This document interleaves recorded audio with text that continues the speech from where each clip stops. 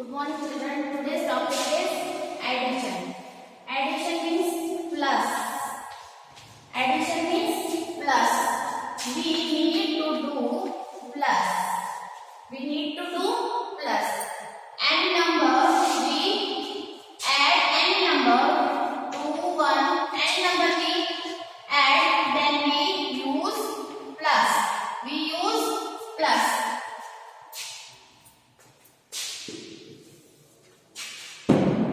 A fish of bowl in a one fish. A fish of bowl in a one fish. Second fish of bowl is two fishes. Second fish of bowl, two fishes. It indicates one fish is a two fish. Then total fishes. First bowl and second bowl.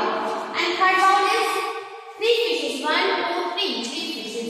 So total fishes is one or two, three fishes. One bowl, one fish. Second bowl, two fishes. And third bowl, three fishes.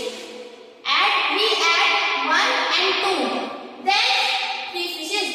To add then one and two, the answer is three. Next, we have two flowers. One and two.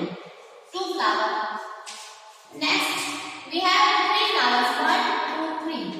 We add two and three. We find one, two, three, four, five flowers. We find five flowers.